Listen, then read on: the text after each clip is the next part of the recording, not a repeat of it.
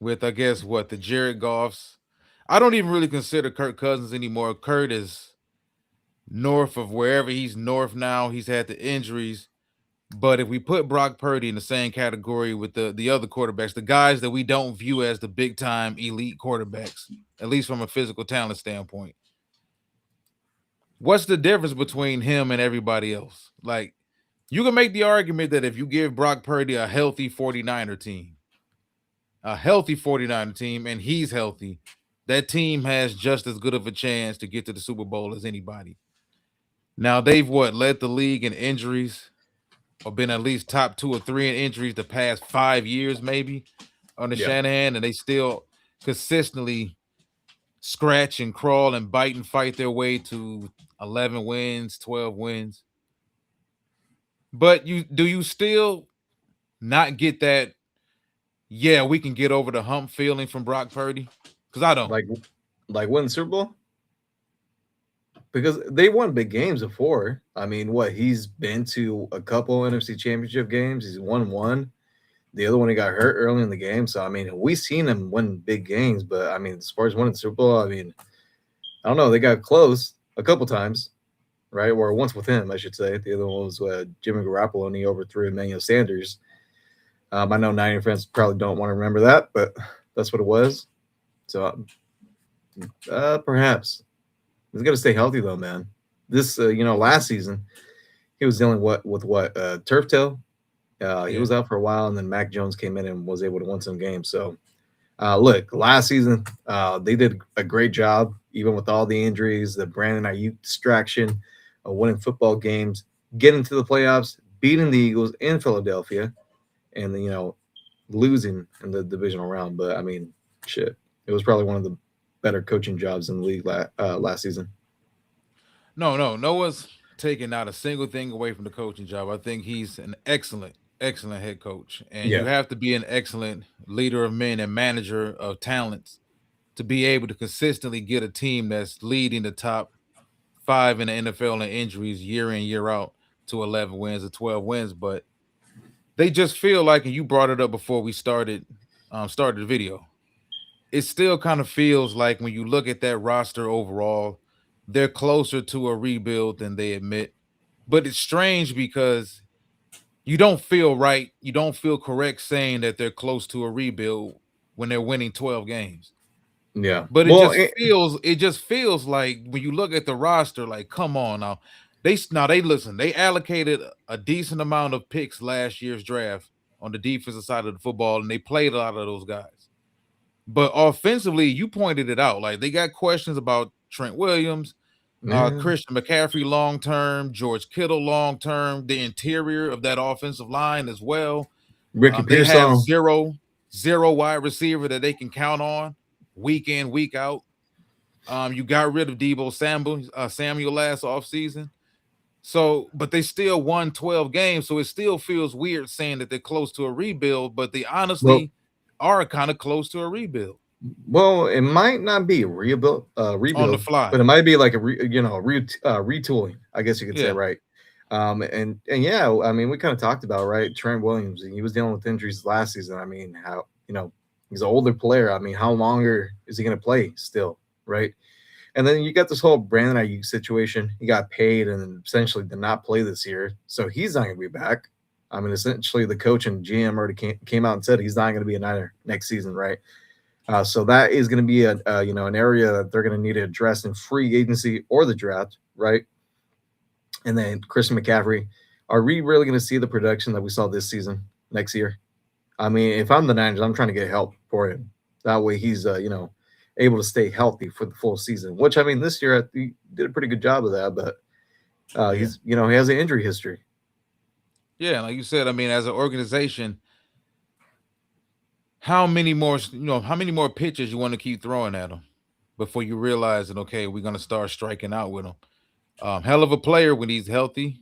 I think C Mac in his prime was probably one of the top 3 or 4 backs in all of football for a good 5, 6, 7 year stretch.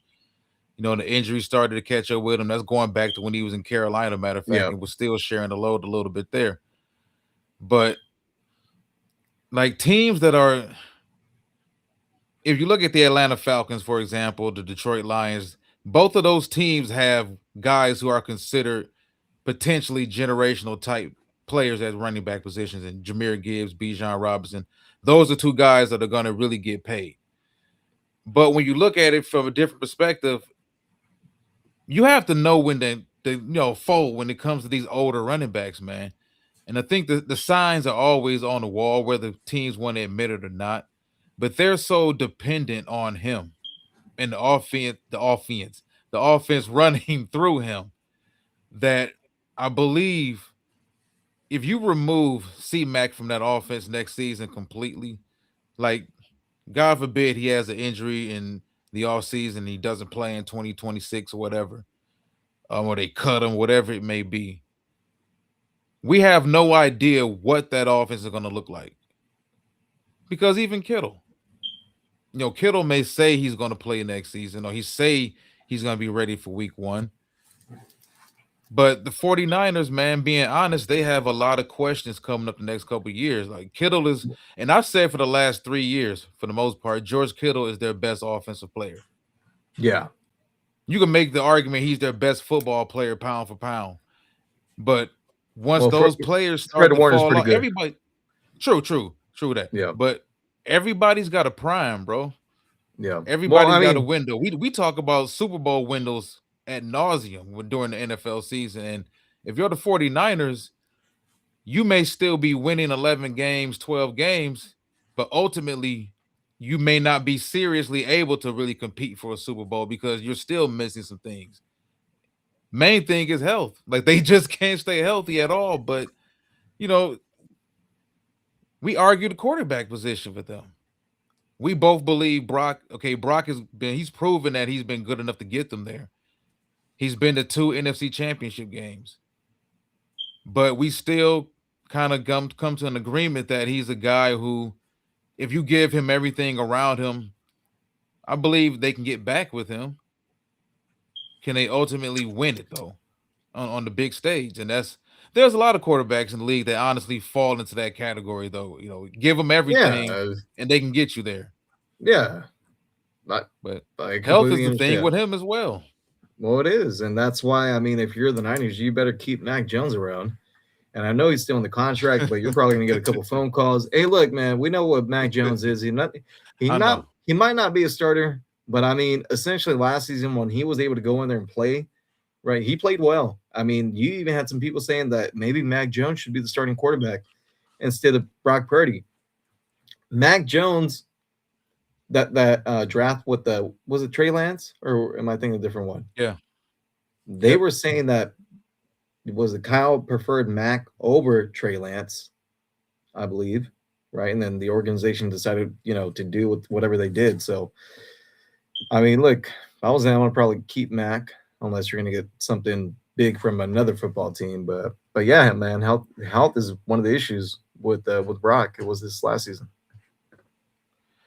Well, I mean, they're going into a next season. They're going to pretty much get younger. Have you I seen don't their think the travel 40. schedule? Nah, not as late.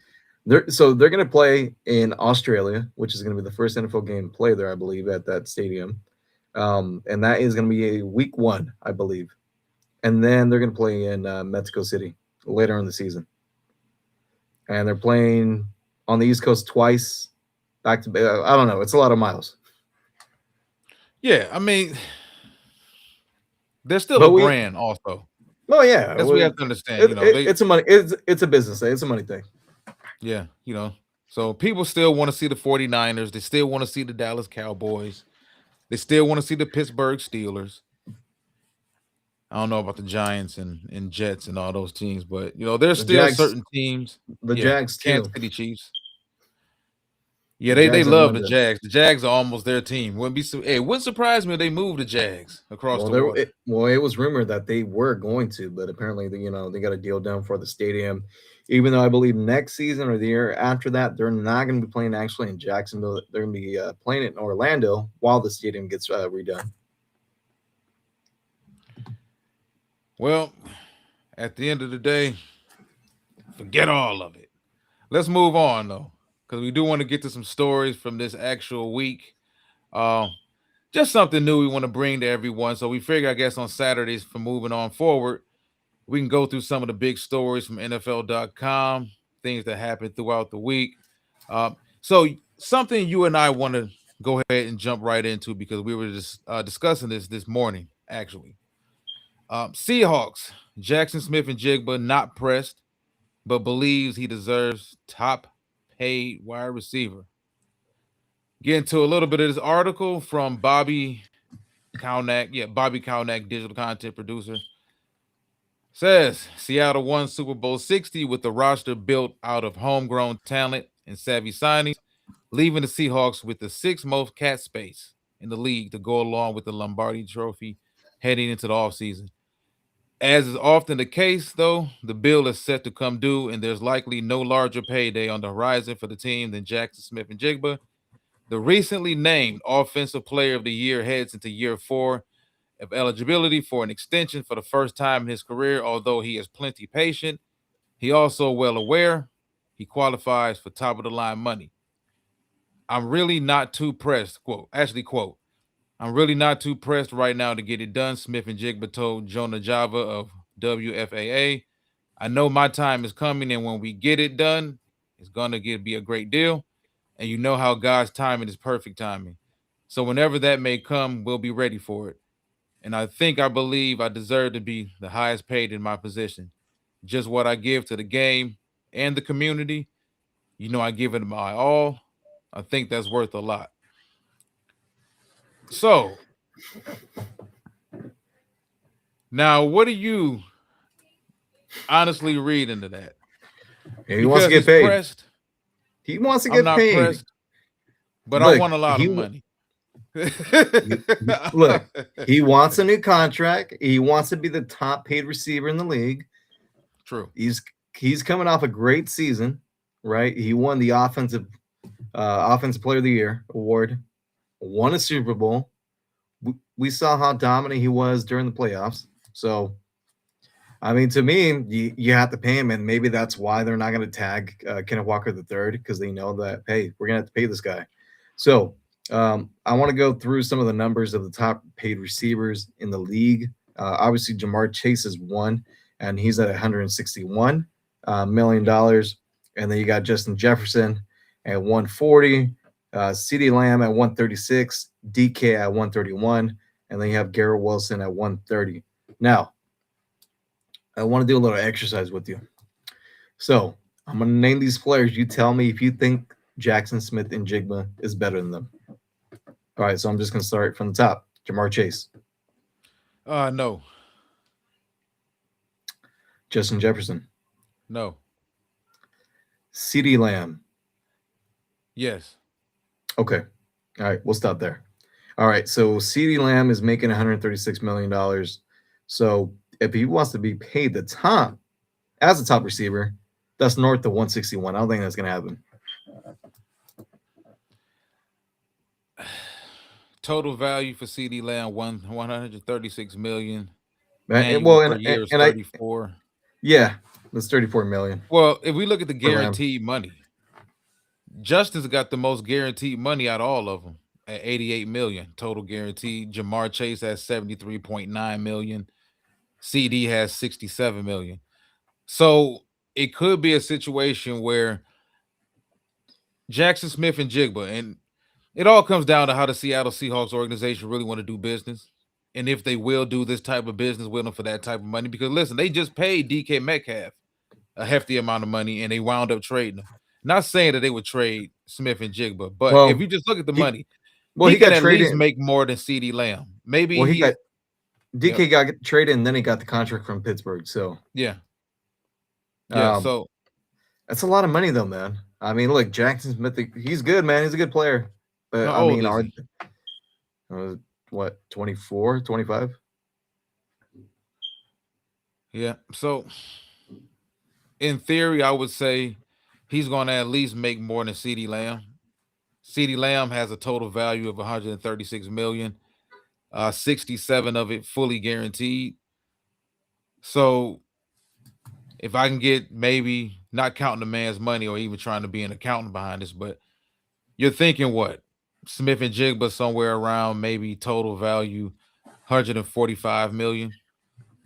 Well, here's the other important part that we didn't talk about yet is that they're going to sell the team, right? So it's already out there. Someone's going to purchase the team. Who knows what how much kind of money that they're going to demand? Amazon. But well, I mean, everybody assumes it's going to be Bezos, yeah, right, from Amazon, the owner. But apparently he doesn't live in Seattle anymore. He lives in Florida, so they're saying now he's a little bit more of an East Coast guy. But who knows? But someone's going to buy the team in Seattle, so I think that goes into it too, man. Who's gonna buy him for how much? Yeah, but it's going to be a business more than likely. I don't think it's going Yeah. to be someone or people whose hearts are necessarily rooted in that team or that city, that state, that organization. So they may be more pressed to pay their best wide receiver, their best player Well, they got to at pay him, that and I think time. they But will. yeah, yeah, I think it's all about where do we think the money ultimately is going to get slotted at. I believe he's going to make more than CD Lamb for sure. Now, higher than Jamar Chase, I don't know. But the question is, do they get the extension done this offseason? You think they get I it think done they this do. offseason? Yeah, I think so. I think they'll be pressed Smith. to get it done. Well, Yeah, no, I think John Schneider figures it out. So and they'll give him a new deal and something like he's looking for. I don't know. It might not be 161, but probably be around that ballpark. yeah. But we agree more than CD Lamb. Yeah, for sure. I would agree Well, with you on that part. Sorry, Cowboy fans. ah. All right, man. So let's move on to this next story. Not to just stay stuck on this top row, but these are two stories that we both discuss. So Buccaneers quarterback Baker Mayfield discusses beef with former head coach, new NFC South rival Kevin Stefanski. This article is by Grant Gordon of Digital Creator. Some anticipation and a bit of ill will was added to the Atlanta Falcons Tampa Bay Buccaneers rivalry via a Baker Mayfield January 20th social media post. Clearly, still perturbed by how his tenure ended with the Cleveland Browns and former head coach Kevin Stefanski, Mayfield quipped, "Can't wait to see you twice a year, coach," ahead of his Bucks now facing Stefanski's Falcons in an annual NFC South double dips. More recently, though, I had to exit that off of there. More recently, though, Mayfield somewhat downplayed any beef with the coach who coached him for 4 years. I mean, for a year plus in Cleveland, which was kind of, toxic. Yeah. We remember what happened when Coach was there prior and the whole situation with Mayfield, but Yep. there's stuff there, but it's not like it's beef. Mayfield said in a Super Bowl 60 Radio Row interview with Sports Illustrated. "We've worked together. Anytime you know somebody, you want to beat them, whether it's good or bad relationship." So we both know, I think we're all aware, Baker Mayfield is a very competitive guy. He carries a chip on the shoulder the size of the Golden Nugget in Vegas, and we all know the rest of Jay Z's lyrics when it comes to that. Um, Baker, I think anybody that wore a Browns uniform or wore a Browns polo or wore a Browns parka or validated Browns parking at that point in time is a enemy to Baker, man. I like Baker. I rocks with Baker, man. Baker, he ball out on the field too. Um, I'm a fan of radio. I'm a fan of podcasts, and I think this just adds to more content for us to talk about during the Yeah. NFL season. What do you really make of it though? Because the Falcons got some Well. issues. We talked about it a couple of nights ago in regards to finding the quarterback, Yeah. but Yeah. Baker has a tendency to step up when he feel like he's been stepped on. So, what do you make of this? Well, think about the whole situation with them, right? Deshaun Watson. When Deshaun Watson was going to be traded, or was he released? Yeah, he was released, right? Um, the whole thing with the Houston Texans saying, "Oh, well, Cleveland was one of the first teams I think that reached out to Deshaun Watson, essentially kind of offering him a deal, and he said no. So then it was, I believe, it was between New Orleans and Atlanta, And then the Browns kind of came back with more money, and he ended up signing with the Browns, and the Browns got rid of Baker Mayfield. He went to Carolina, right? Did not work out for him good there, and I mean, obviously there's a grudge there, and I think he had mentioned that after he had left, that Kevin Stefanski did not reach out once to him, and it obviously seems like it bothered him. And then after the whole tweet that he did, Joe Thomas, former left tackle for the Browns, kind of said, "Hey, the phone works both ways. You could have reached out to coach as well." So, but yeah, I mean, I don't know. I mean, how Obviously, they treated him though, like he's it's upset, man. He's upset the way the whole relationship ended with the Browns. Then he was the first quarterback to take him back to the playoffs, and I don't know how long. He won a playoff game in Pittsburgh. but come on, man. Let's be honest. Why do I have to reach out though? Y'all the ones treating me bad. Like I you get it. go out and you I get get this all guy. that. You treat me bad because you think you're about to hit the jackpot with Well, Deshaun Watson. You it already allowing my wide receiver and his dad to trash me publicly, and you never told them to put a stop to it. Like they were like, why? Who reaches out to somebody that's breaking up with them though? it's the Browns, man. Are we surprised? But I mean, maybe he The felt like phone it was works both ways well, though. maybe Like really?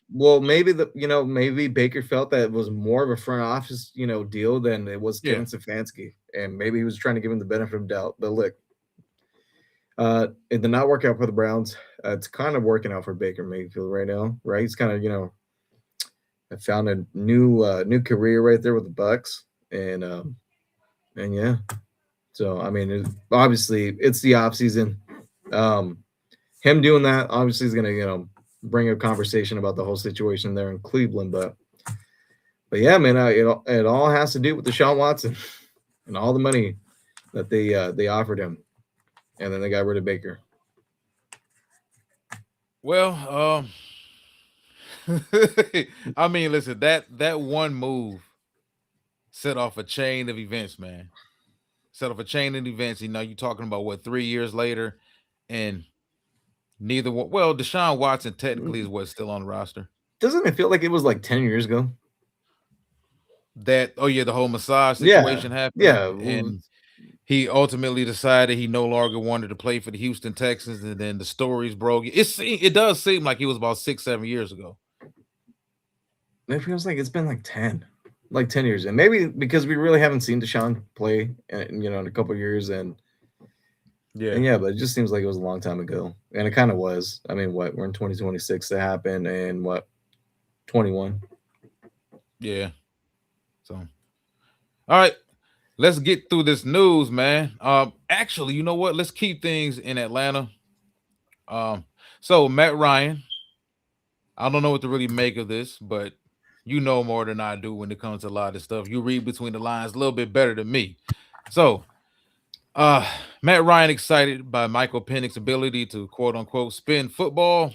Of course he is. Says Falcon says says Falcons quarterback must get healthy first. Of course he does. Article by Yeah. Kevin Patra. The new brass taking over in Atlanta has thrust speculation about the future at quarterback, where Michael Penix continues to rehab from an ACL tear. After taking over the organization's Falcons president, Matt Ryan gave a lukewarm assessment of Mhm. Penix, declining to commit to the third-year pro. The former Pro Bowl quarterback seems to be warming up to the idea. Speaking recently on Sirius XM NFL Radio, Ryan said that Penix must first get healthy, and the club believes he's on a good pace in rehab. I have had the opportunity to sit with Michael, and number one, how do we bring him along? You get healthy first, Ryan said. The first thing you've got to do is get yourself in a place where we can practice and do that.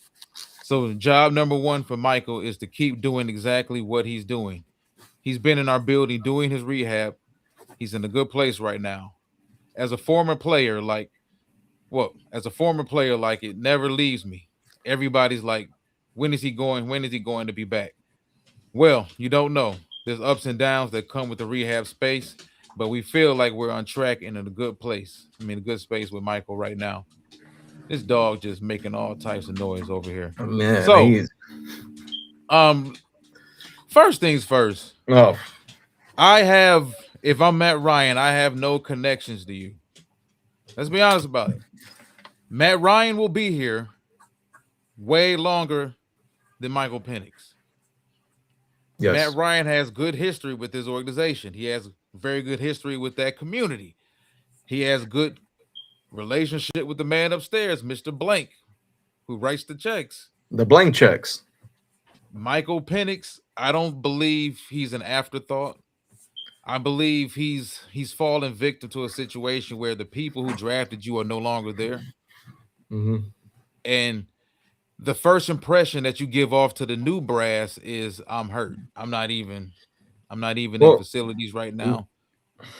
And everybody wants their own people. Let's be real about it, man. If me and you took yeah, over an organization right now, if there's a quarterback that's not one of the five best in football or one of the younger guys who's considered to be one of the 10 best in football, we're probably already thinking about how the hell do we replace this stiff. before I even take the job, I'm already thinking about a replacement. Like, that's Yeah, the way it works, man. yeah. Um, but what else were people expecting Matt Ryan to say about Michael Penix? He's not going to come out and say, "Hey, I don't want this guy on the team." Like, he's not going to do that. But obviously, they're in a situation where Michael Penix has an injury history, right? And then now he tears his ACL again. He's an older quarterback.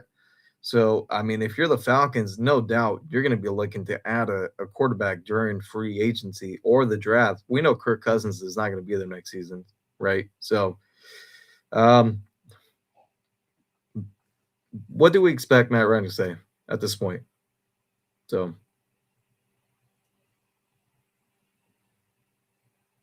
Had to unmute myself. Yeah, listen.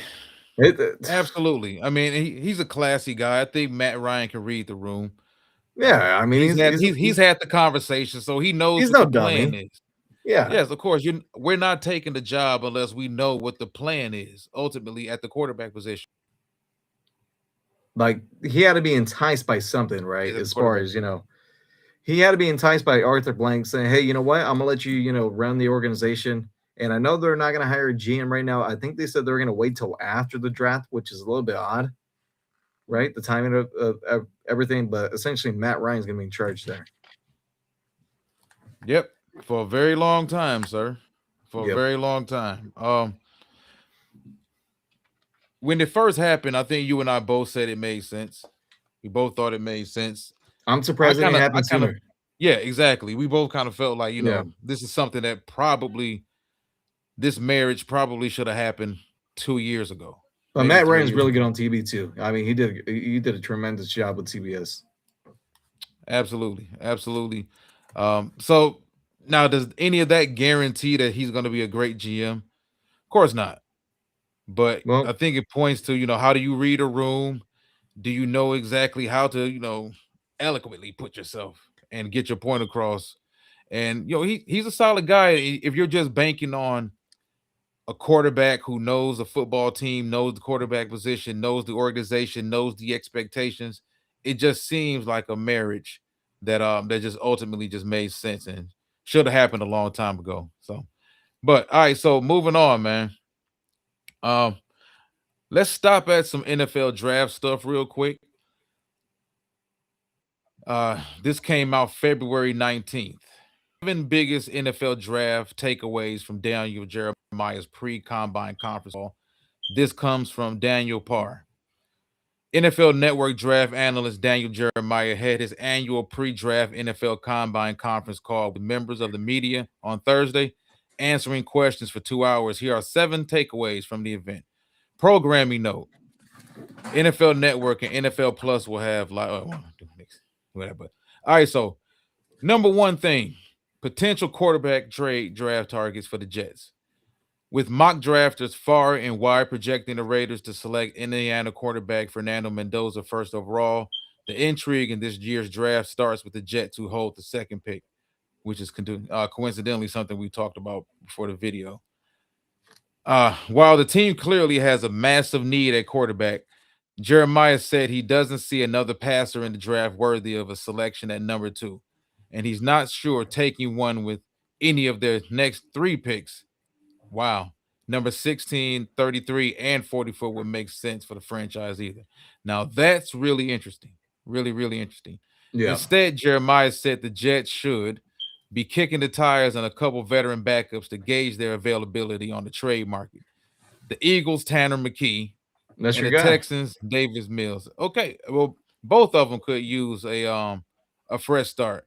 Those are a couple guys I'd be curious about taking a flyer on for a year if you can trade a mid-round pick, he said. I don't think I would lean in the direction of the draft for their quarterback this year. I think they will be all in for that next year. The best Ye- route for the Jets to take in the draft this year might be to build in the trenches and collect as much capital as possible for next year along the way. All right. Um, So yep, just real quick. Obviously, everything that was said in the article is good, but there's one thing that's missing. Aaron Glenn does not have a couple of seasons to fix the situation with the Jets. He does not. So, that being said, you're probably not going to draft the quarterback with the second overall pick. Uh, you need a lot of things on the roster, so maybe you trade back to a team that wants to move up to two to get. I'm not sure who, right? I mean, is it that linebacker from Arvell Reese yeah from Ohio State. from Ohio State? Um, is it Caleb Downs?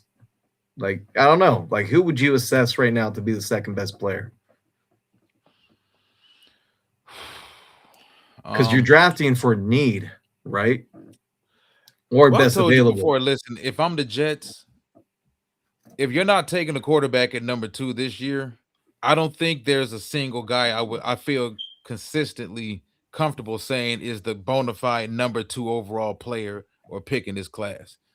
I like it. Listen, I like Arvell Reese. As much as I like Arvell Reese, I believe he's a weapon within the front seven that he's only going to be as good as what you have him surrounded by. Could be wrong about that. But there's a handful of guys that I consistently feel that way about, and if that's how you view the number 2 overall pick, and we talked about last year's draft, okay, Cam Ward was essentially the number 1 overall pick. There was nobody that was going to challenge him at number 1.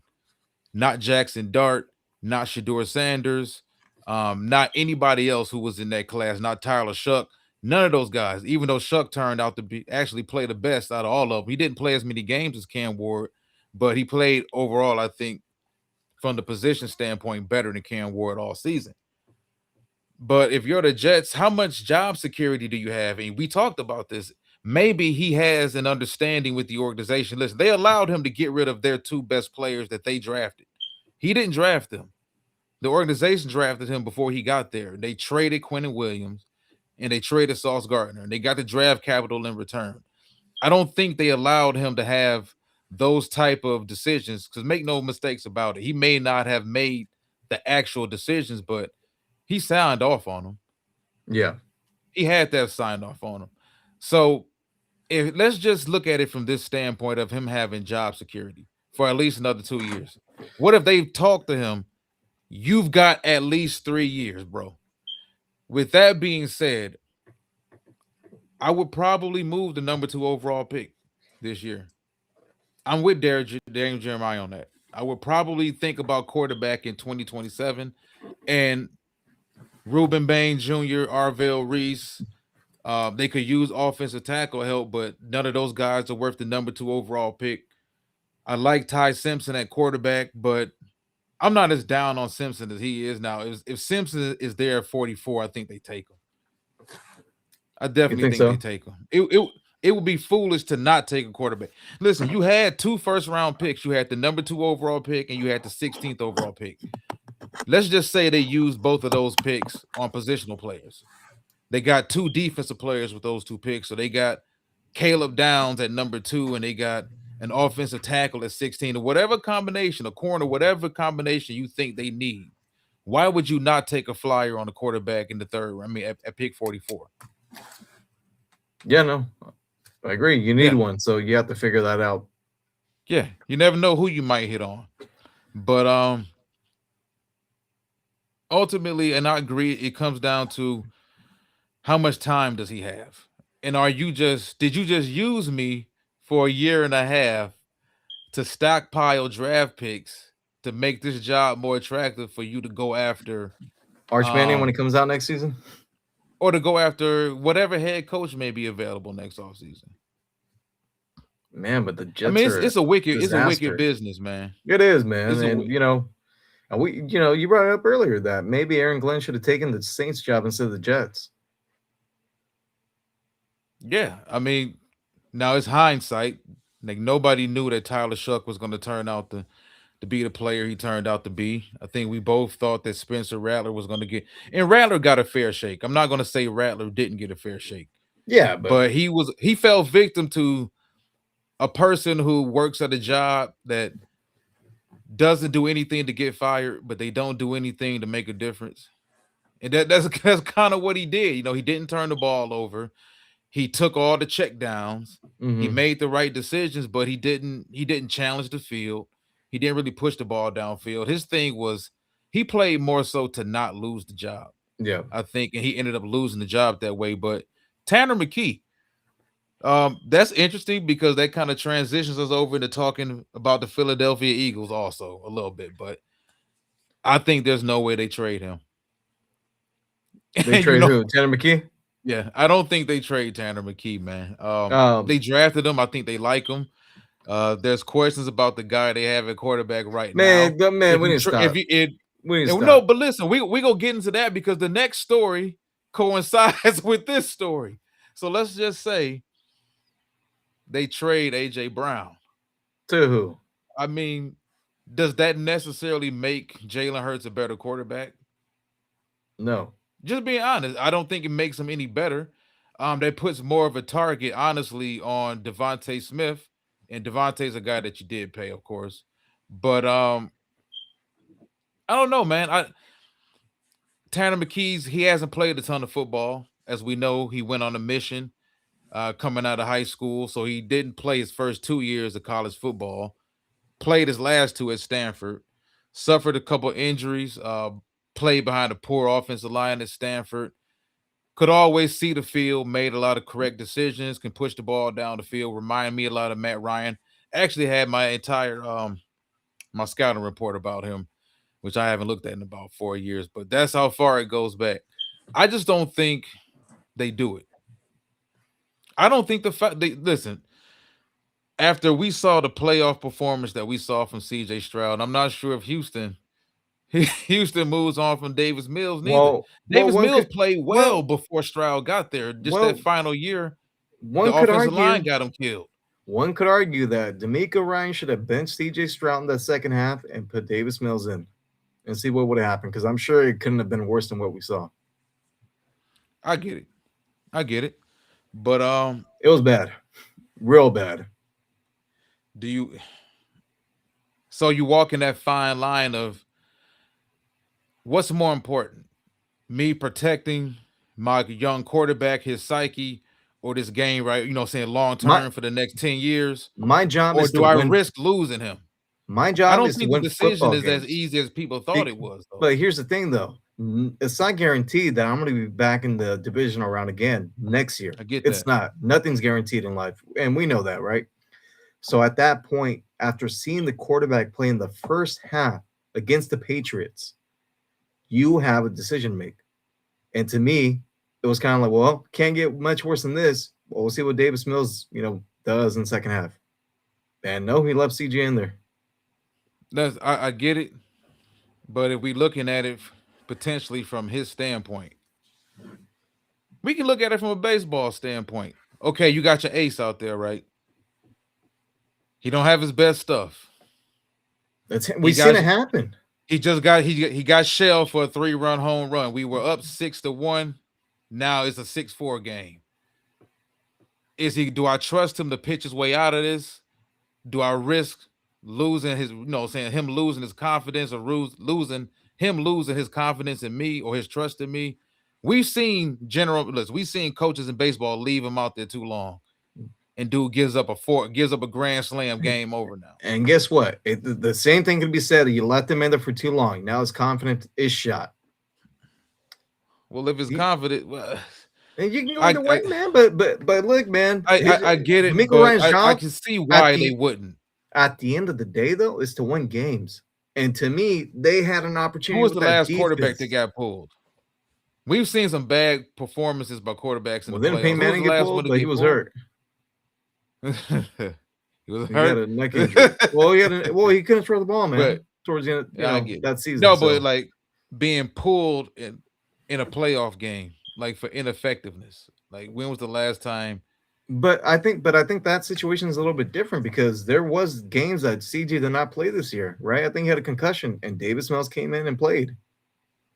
So I mean, maybe he was still injured. Maybe it was still the concussion. Maybe it was something. It was this, that's just different things. So to me, at halftime during that game, I was like, there is no way CJ Stroud's going to come out and start the second half, but he did. And let me tell you something. And I'm telling you this because I met someone that's close to the organization. The defense was not too happy with CJ. I'll just say that. I Man, that boy can't win from losing. He even went and cut his hair. I don't like the pose he had in the mirror. That pose didn't help You him look like a out little either. boy. See, CJ, tell CJ to go get a mustache and some stubble, huh? Yeah, Yeah, but look, I don't think Tanner McKee is the answer for the Jets um, to save Aaron Glenn's job next season. I think we're both in agreement. If things go bad next year, Aaron Glenn is not back for a third season as a head coach with the Jets. I I get it, but you can at least see Jeremiah's train of thought with this because Yeah, of course. it's about trends in the NFL too. You Well, know, we you talked got about it. We veteran talked about quarter. it. It's a veteran quarterback trend now. Yeah. So I mean, I don't know. Maybe they'll dress in free agency. They're probably gonna have to overpay some players to go be a Jet, right? But I mean, you got to do Yeah, what you got to do. absolutely, absolutely. All right, so let's move on, man. I want to move on to a story that did coincide with what we were just discussing in regards to a potential trade of Tanner McKee to the New York Jets, by proposed by Daniel Jeremiah. But so AJ Brown, man, another article by Kevin Patra. I I found this humorous a little bit. The fact that AJ Brown is still a story in Tennessee, but either way, with the offseason entering its upswing, the trade rumors surrounding Philadelphia Eagles wide receiver AJ Brown are just getting off the ground. Whether founded or unfounded, with Brown struggling and clearly perturbed throughout the disappointing 2025 campaign, trade speculation will occur. The big question is whether general manager Howie Roseman is ready to pull the plug on the star wide receiver, cut his losses, and move on to next, or if Philly is willing to ride out another campaign and hope the journey is smoother in 2026, which I kind of agree. You know, they're a better team with him, I believe, than without him. But one connection that will get plenty of run in the coming weeks of speculation is a potential trade to New England. Regardless of what the Patriots do with Stephon Diggs' contract, New England should look to add to the wide receiver room this offseason. With Drake May on a rookie deal, logic dictates they buffer the begoing young star with playmakers, even if they're more expensive in the short term. So we're gonna before we get to New England, we're gonna start with Philadelphia and all of this.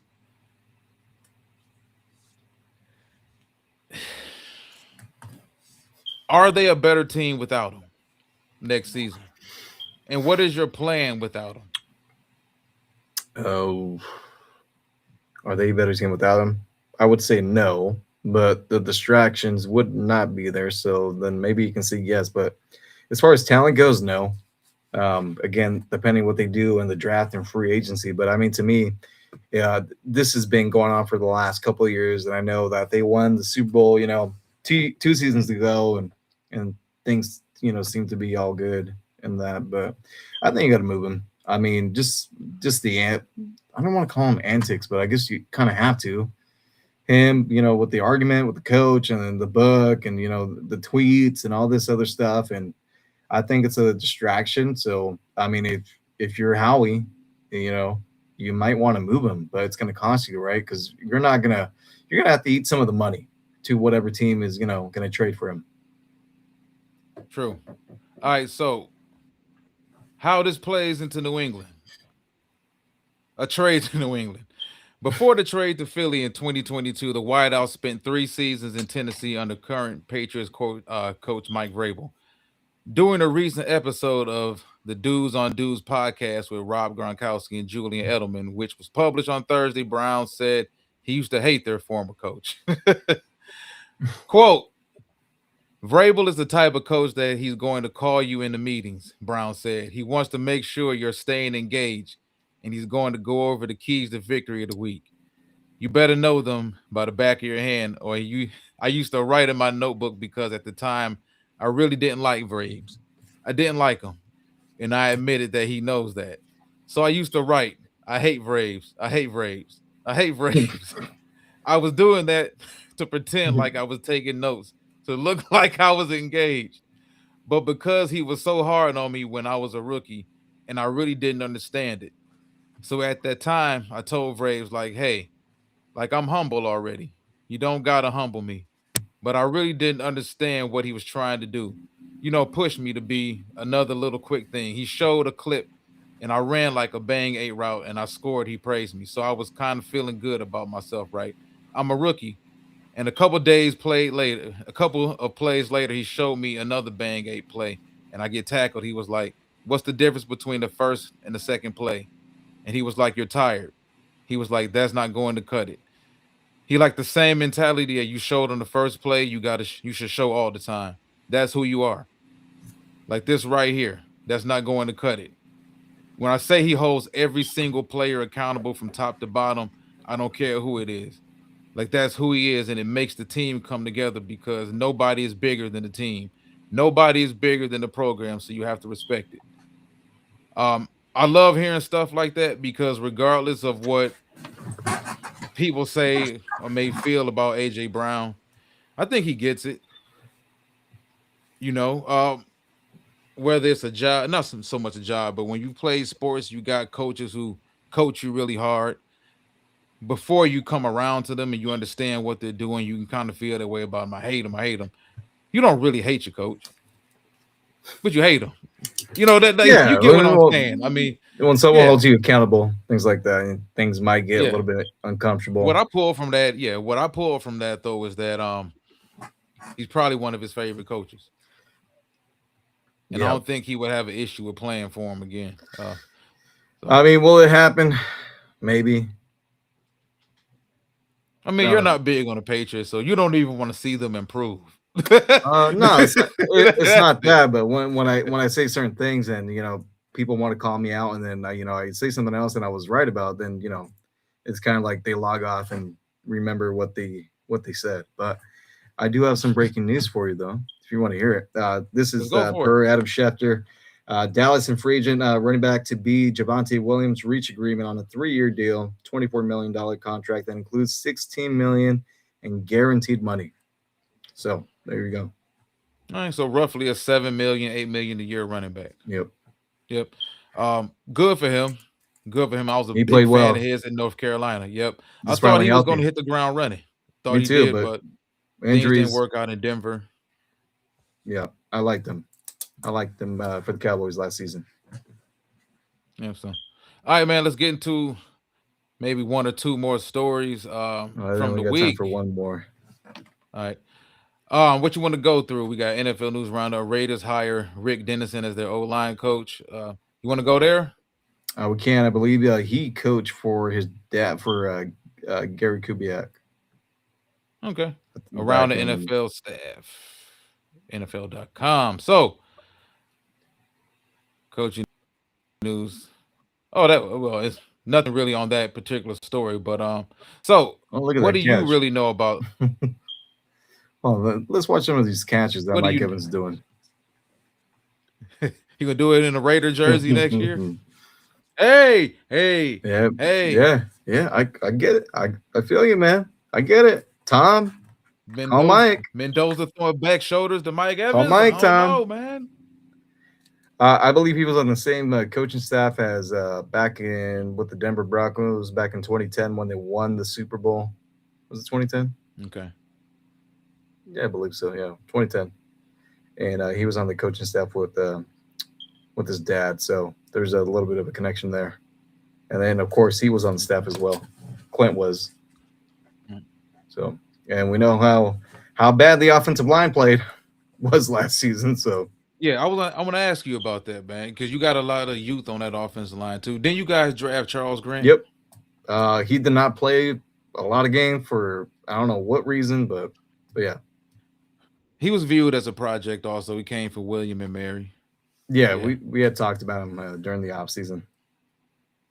yeah. So, uh, who do you view as the rocks of that offensive line right now? Because I think more than anything else, you can hire a new offensive line coach, and you're kind of bringing him in to okay, take these balls of clay we have that we invested these draft picks in and turn them into diamonds or whatever. Doesn't always happen that way.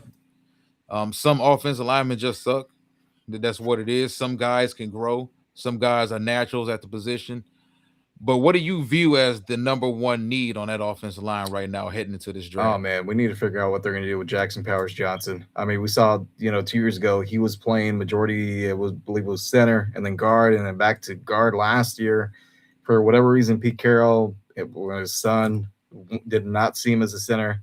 I believe he had won the award of being the best center in college football before he was drafted. Correct me if I'm wrong, but I think he did.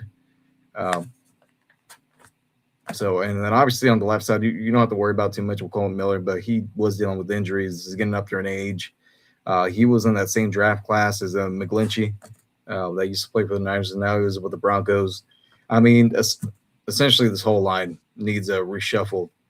They really do. I mean, besides Colton and Jackson Powers Johnson, I think every other position on that line is available. They need a guard. They need, a right tackle, and that's going to be one of the keys this offseason, right? Is them addressing the offensive line. They got to protect Fernando Mendoza. True. I think that's more important than going out and getting him big time flashy weapons and everything. You got a running Look back. what the Bears You did. got two tight ends. Look what the Bears did last Exactly. offseason to protect Caleb. So I would imagine the Raiders are going to do something Yeah. similar. No, definitely. I think, like I said, you got a running back.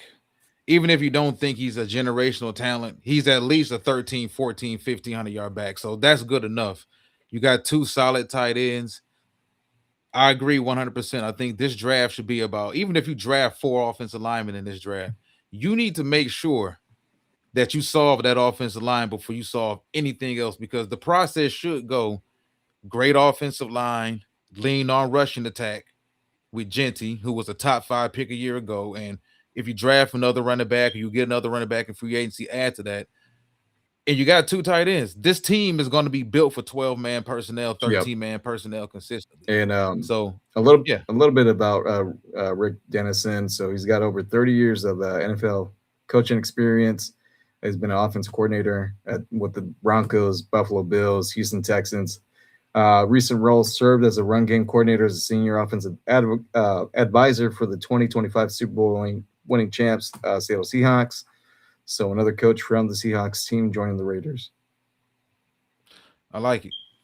Not just because the Seahawks won the Super Bowl this year, but because I've been a huge fan of that organization, um, how they're built, how they conduct themselves, how they run things, how they draft, their philosophies when it comes to the Yep. draft. And I would take anybody from that team almost right now.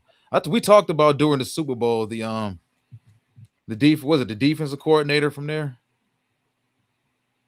or was it the defense? No, the defensive backs coach. We talked about them potentially bringing over the defensive Was it backs Nico coach. Thorpe? Yeah, I believe so. It was. So I'm a fan, dude. Like I'm glad to see you guys are perceivably moving in the right direction Yep. right now, and just don't screw it up, man. All right. So with the Javante Williams news, so here's a look at the free agent top running backs that were going to be available. So obviously you got Kenneth Walker the third, you got Brees Hall, you got Travis Etienne, Tyler Algier, Rico Dowdle, and J.K. Dobbins. So those are the Okay, top running backs available. JK's is off the list. Well, JK's off the list. injuries. Uh, Uh, yeah, he's if I'm the Raiders, he's not on the I think list. a sneaking one here is Tyler Algier. We saw what he Yeah, I was was gonna able to say him. do when Bijan was not Yep. in. So, and to me, he's a one. Yep, ran. He's a you know What I mean, he reminds me of Zach Charbonnet. He really does. The yeah, style running that yeah. they both play. Well, people forget the year before they drafted Bijan, he ran for I think 1,100 yards that year. Yeah, Yeah, the year before, so he's got still got a lot of tread on the tires. Bijan be getting steadily more of the touches the last couple of years, so you're getting a young, healthy yeah. running back.